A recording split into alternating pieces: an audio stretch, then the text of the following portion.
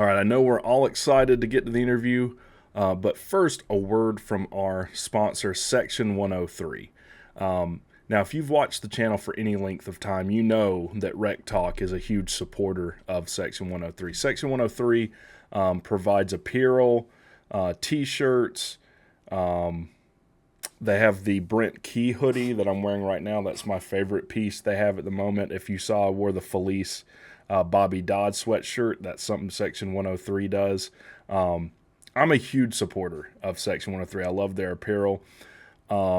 They are one of the few apparel companies that have the official Georgia Tech Gold apparel with the new word mark. That's hard to find in other places. The shirts are super soft and comfortable. Not only do they have men's apparel for Georgia Tech, they have women's apparel and youth, as well as stickers. They let you vote on the next design they're going to print, which is really cool. And it's started by a Georgia Tech graduate. Now, I don't know what else you need to hear. I'm a huge supporter of Section 103. And if you use coupon code WreckTalk, you'll get 10% off of your next order. Guys, I can't say enough good things about Section 103. I was promoting them well before I ever did a sponsored video with them, so go check that out. And now let's get to the interview.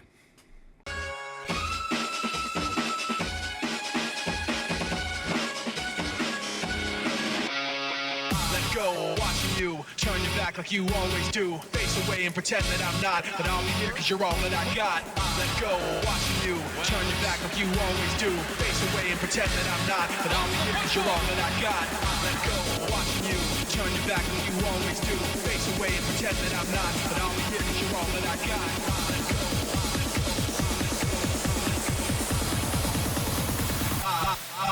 Let go. Let go. All right, everyone. I'm super excited today to have the one, the only, Clayton Powell Lee on the show with us today. Clayton, how are you doing today? I'm doing awesome, man. How are you? I'm doing very well. Much better now that I'm talking to you. So, Clayton Powell Lee is a defensive back for Georgia Tech. And young, so this whole season, and I have gone to probably every Georgia Tech home game for the past 10 years. I think I missed Western Kentucky this year, but every time I turn around, it's like, who has the tackle? Clayton Powell. Clayton Powell Lee on the tackle. Clayton Powell Lee on the tackle. I mean, man, you are everywhere on that field. So I just wanted to ask you, like, you came out of Westlake, which is, kind of a traditional football powerhouse in the state of Georgia. Like, this is where Cam Newton came out of Westlake. We've gotten, Leo Blackburn and you have come out of Westlake. What was it like being recruited by Tech, and were you being recruited by anyone else? I was blessed enough to have 20 offers before I came out of high school. And Tech was one of my later on offers. It was like that. It was like maybe like a little bit after the season, I want to say, around that after the season. And I was getting ready I take that back. It was a little bit before the season. I wanted to be committed before my senior year of football season started, just so that I could have an easy mindset going to the season where I can just play football and not have to worry about trying to impress coaches, because I already knew the talent that I had and I knew I could have a good season. But I just wanted to go ahead and get the whole recruiting process out the way, and I just wanted to have a smooth sail for the season. And that's when Tech had came along before I ended up committing, because I had committed July 20th and they had offered me a little bit before that. And I just knew that Tech was a home for me, just as far as going to the games growing up, because my dad went there, being around a lot of football players who went there, who stayed in Georgia, just played for Georgia Tech, because my dad had a lot of connections with old players he played with, players that were there when I was younger, and it just felt like a big home and a big brotherhood. Anytime I would walk in the building, so all of that played a part in me committing to Georgia Tech, as well as like the education, because one of the best. I'm a civil engineer major, so you already know Oh how. wow. Yeah, it's it was like the perfect scenario I could walk into. I'm going to a great program in football. I'm going to a great place where I can get a good education. It just everything played out perfectly. That's really interesting. Yeah, that you were interested in the academic side as well. I don't know what civil engineering at Tech is ranked nationally. I'm sure it's like top 10 though. Most of the Yeah, engineering programs at Georgia Tech, like when I was in electrical, it was number 4 in the country. So if you get like if you get a degree from Georgia Tech, like yeah, you're going to be set up for a nice career. yes, sir. So yeah, your dad. So your dad played at Georgia Tech. Yes, sir. What position did he play? He played receiver. He always tells me he wished he would have stayed on defense coming out of high school, but yeah, he played receiver while he was at Georgia Tech. That's interesting because like receivers these days kind of get this prima donna kind of like connotation, and then you play defensive back, which is lighting people. I want to say, did your dad play with the Swillings? Was that around the same time? He played. He played from I'm pretty sure like 84 to 87. So I'm Okay, not 100% who his teammates were. so he Honestly, was right before the '90 championship team. yeah, I'm he was trying to right before think them. if Friedgen and O'Leary were on staff at the time, but anyway, so um, I interviewed a guy that played on a guy named Joseph Gilbert a few weeks ago that played on the '09 ACC championship team. One of the things I was interested in that I wanted to ask you too is, what was the transition like from going to the high school level of play to the college level of play? Was that kind of shocking? Was that kind of like, whoa, man, I didn't know how fast the game moved? Speak to that.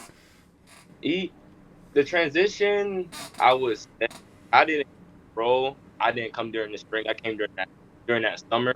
Mm-hmm. So I just came in with a mindset to just really prove myself in a sense, because I knew that nothing was gonna be given to me. I knew that I had to come in, be on top of everything. Summer workouts, trying to gain weight, trying to get the playbook down, and those like my main things coming into that summer was getting the playbook down. Because once you have, in my opinion, once you have the playbook down, you can do everything else naturally given.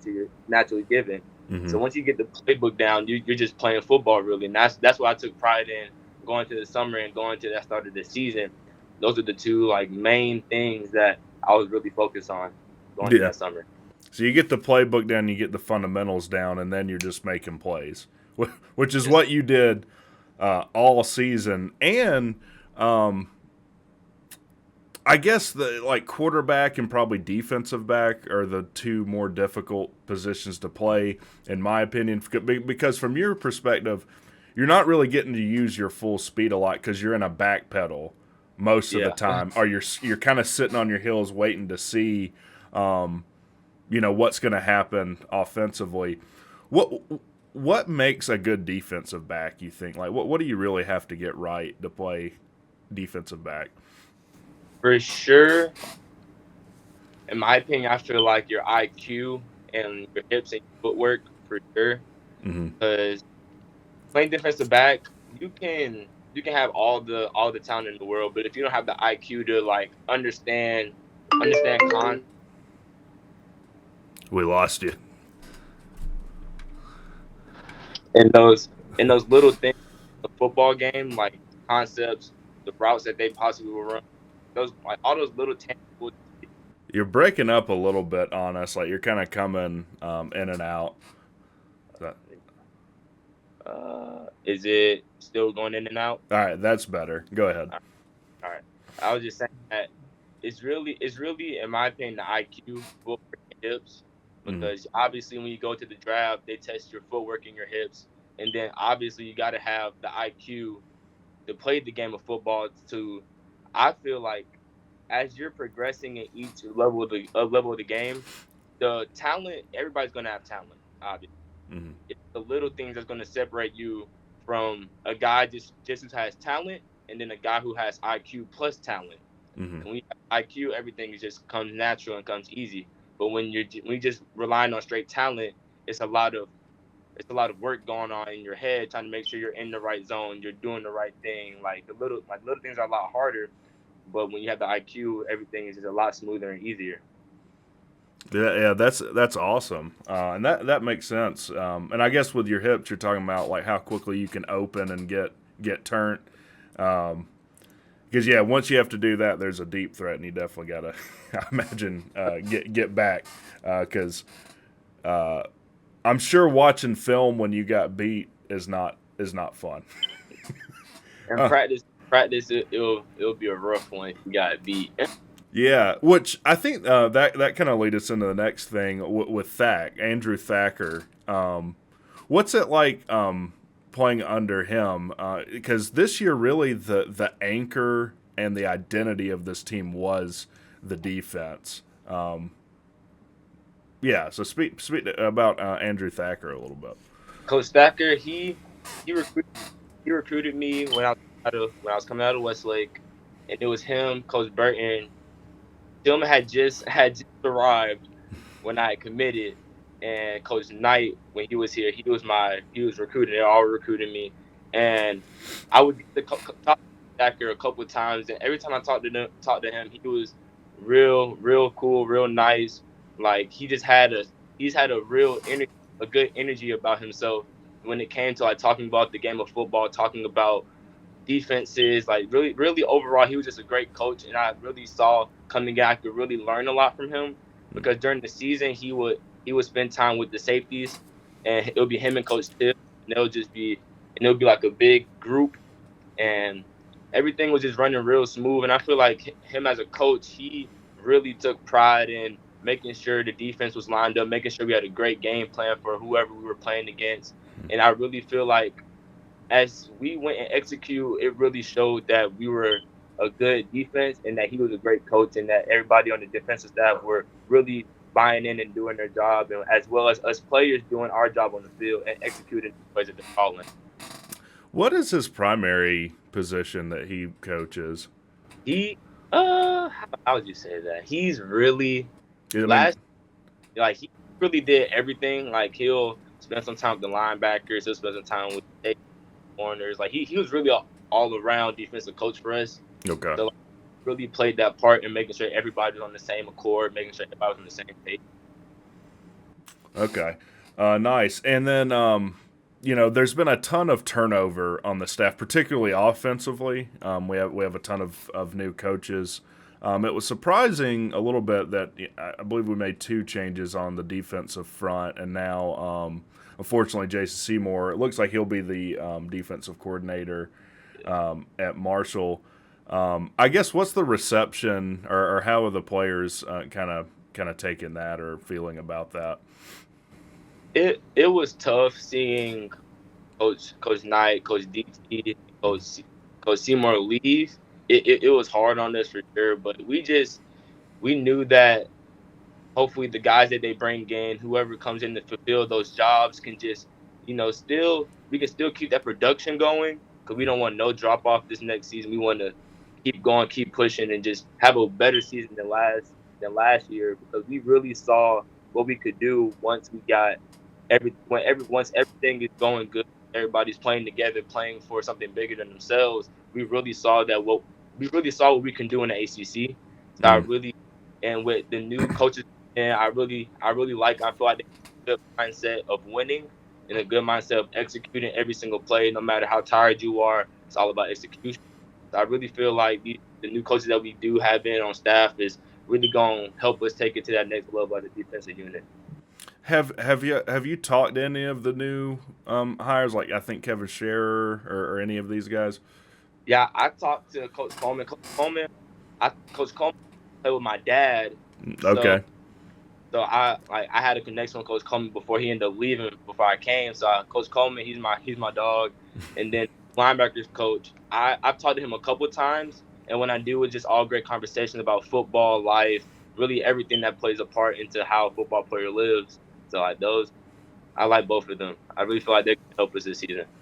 Yeah, that's all. I know. I know. I mean, obviously, Coleman has a national title ring with Georgia Tech. I believe he was the 12th overall pick. So I think he went to Miami 12th overall. And then Kevin Sherrer, ton of experience, was a defensive coordinator at Tennessee. Has a national title ring with Alabama. And that's the interesting thing about this staff. And I don't. I'm sure you guys are excited too. I mean, there's a ton of people that if they don't have a national title ring on their finger, they got a high school, you know, Georgia State title ring on their finger. There's a ton of experience on this staff. And I guess with that, you know, up until this season, Tech has gone through the roughest streak that I can remember us going through. That's been tough, and you know, we've had a transition in head coach. So, what was that transition like? I know when Brent Key took over, I had a ton of respect for him. He didn't really dance around questions. Like, he was asked, "Did you change practice?" He was like, "Yeah, absolutely. We changed everything about practice." And I got a ton of respect for that because it wasn't coach speak and it wasn't just, oh, you know, this, that, and the other. What was that like for you, and kind of what changes did you see implemented? what it was, it was a dull moment for sure. Like it just you didn't really know what to think when it happened. It was like you can't dwell on it. Like you still got 7, 8 games left in the season, so you just gotta like you get a little time to dwell on it, but then you got to get right back to work, and you just got to keep on pushing. That was the thing that Coach Key was trying to like emphasize on. Like, we understand we're going through a rough time, but we still got 8 games left. We got to finish out the season strong, and I feel like with that, the whole team really bought in and really played together and played like as a unit, and like everyone played for each other like a real brotherhood. And I feel like that really showed in those last like eight games in the season. It really that we really played for each other. Even if we're going through a tough time, we still were able to produce and still go out on that field every Saturday and still ball out. Yeah, and you know, it's really difficult because you go through one transition to Key. It wasn't a foregone conclusion Key was going to get the head coaching job either. So you're kind of, I imagine it's difficult kind of playing in limbo and not knowing who's going to steer the ship next season. I guess I'm really interested specifically in practice. What does practice look like, and how did it change when Key took over? Practice, I, how can I describe practice? It was way more intense. I feel like it Yeah. was probably like every 2 periods we're in competition, offense versus defense. Like, it was a lot of competition to where we're getting ourselves better. Like, Yeah. A lot of good on good. yeah, like the only people that can make each other better is yourself. So like, we did a lot of good on good, a lot of 1 versus 1, two versus two, a lot of 2-minute drills, a lot of situational football, to where we already have a mindset when we're in those situations to not panic, to not break down, to keep our composure, and really just execute those calls that are coming from the sideline from the coaches, and just making sure that we're all doing our job, having the right alignment, just being the best football team we could be. Yeah, and I think he mentioned that right after the Central Florida game, which was kind of gut wrenching the way it went down. He gets the interim and he says, "I mean, look at us. We're waiting for something bad to happen instead of making something good happen. Instead of going out there and making a play." That was the biggest thing I saw change. Is one, we cut out a lot of mistakes, particularly on special teams, and especially you, man. You went out there and you made plays. I appreciate that. I have not seen someone in a while get downhill. Like, as soon as you see it's on a pass, you get downhill. Like, you'll hit the running back 3 yards past the line of scrimmage. Like that. That's no thing for you. So I guess the spring game is April 15th. What are y'all doing in preparation for that? When does spring practice start for y'all? And I guess, what are you looking to improve? Right now, like, spring practice has really been not a challenge, but it's been more of a mental challenge for me and my teammates, because new strength staff, we got a whole new strength staff came in. AJ Artist. Yeah, was artist. He's really was the whole strength staff. They really are pushing us to our limits, I would say. They really are. They're testing us mentally, testing us physically to see what we give in, pushing to go that extra mile, to do the little things. The little things matter, and from their perspective, the little things will change a game. The little things will make or break someone. Like, they really do push us. So, and then right now we've been working. We'll work out Monday, Wednesday, Friday, and we have something called jacket drills for Tuesdays and Thursdays. It's like we're in the indoor field, eight sections, and like, you just working, doing drills. Next station, working, and like, it's just like a constant rotation, and it really tests you mentally to see if you're going. And I feel like my teammates have really been pushing ourselves to not give in, to really get something out of it, because we know as hard as we're working now, it's going to really pay off once that spring ball comes and once that season comes. We're really going to see a big difference from our team last year to our team now. Yeah, most definitely. So, correct me if I'm wrong, and I apologize if I am. You were second team All ACC. I honestly don't. I don't even think I made ACC All Team. Honestly, I don't think I made it. I don't think I made.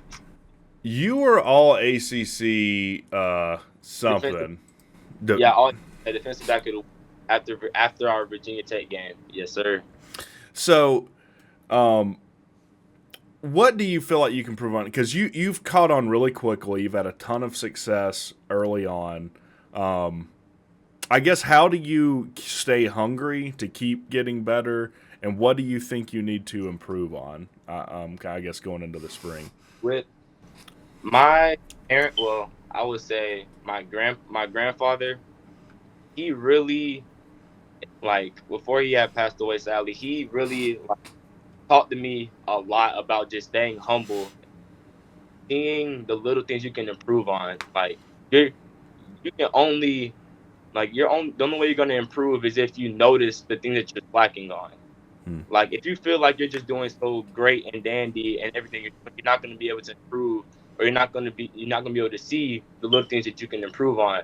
So with me, I'm more so, if I know I'm great at something, I'm gonna keep on being great at it. But if I know something that I'm not so good at and I can improve on it, I'm gonna work on improving that specific skill so that I'm great at it as well. So, like, all those little things that I try to do in the weight room, gaining weight, because that's probably one of the biggest things I'm trying to improve on is more so gaining my weight and maintaining that weight. So, like, constantly eating, constantly drinking water, constantly stretching, like little things that go into treating your body like a pro, to where you can perform on those Saturdays, just being at the top notch shape that you're in, really. So I wanted to ask you this too. Certainly something I don't have any perspective on. How do you balance your athletic career and your academic career? Because if you're a civil engineer, you're having to take Calculus 1, 2, and 3, Calculus 2 in conjunction with linear algebra. I tell you, man, I had a tough enough job just doing academics, let alone trying to be a Division I athlete like you. So how do you balance that? We have a great academic staff that really pours their soul into making sure all of our athletes, well, football players, are on top of their schoolwork, going to class, making sure they got all their books, all of the little things they need to be successful in the classroom. Because if you got to be successful in the classroom to play on those Saturdays. Yeah. So I feel like they really take initiative into making sure everybody is where they need to be, doing the right work, making sure it's in on time. And myself, I really go take it a day at a time. I don't try to overwhelm myself, because I feel like if I overwhelm myself, that's when things may start to get a little bit too much. So I just take it a day at a time, do the work for that day, do the work that's due that the next day, wherever this may be, and I just really have a steady pace. I don't try to rush things. I don't try to do anything extra. I just try to do as much as I can, put as much as I can on my plate, and just make sure everything that I do is good. So I don't have any problem with classes or anything. Awesome. And how much time would you say you spend academically every week and then on the football side of things, if you had to kind of break it down that way? Look at with our when we work out, I work out in the 7 a.m. group. Like no matter if it's the old lineman, the medium skill, I work out 7 a.m. every day just so that I can have a steady routine. Like I don't want to, cause we have three different living groups. We have 7 o'clock, 8:45, and 10:30. I don't want to keep jumping around each group, so where I don't have a steady like calendar to keep everything like going through perfectly fine. So I work out 7 every week, no matter what week it is. If it's the bigs, medium skill, or even if it's the DBs and wide receivers working, I work out 7 a.m. every day, and then I have a civil engineering class at 11. So we get out. We're in the weight room about an hour and 30 minutes. So then that gives me a little time to take a shower, calm down, take a little nap, and go over like work that I may have due, or like go over some notes that I may have for that class, to where I'm freshly caught up on any work that we're doing there. Anything I need to pay attention to when I go into the lecture class. Like I really just have like a plan every day for myself, to where I'm like consistently knowing what's going on. So you're just you have a nice routine you're in. Yeah. Yeah, I like that. Um, let's see.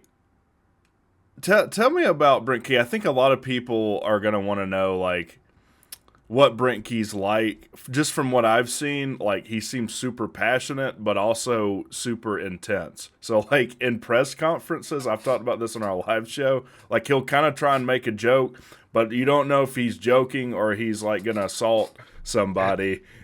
So, tell us about Brent Key. Coach Key, he's a great guy in my opinion. Like he's really that figure, that male figure that you can like talk to about like almost anything, because he's been through what we've been through. He's won a national championship. We're trying to win one. He has been a college athlete at Georgia Tech, been one of the most prestigious institutes in the nation.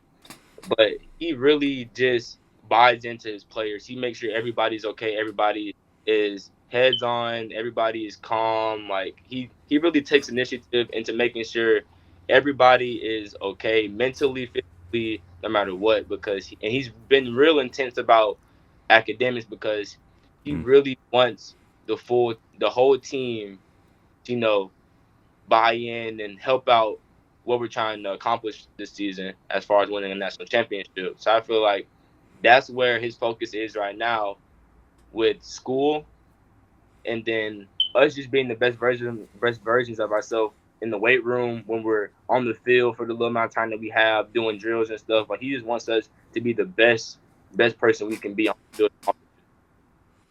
That's awesome. I also wanted to ask you too. I mean, this NIL's this is actually how we're doing the interview through this is through the Techway NIL fund. But this is all new ground. I guess what's this like for you guys? How do you feel about it, etc.?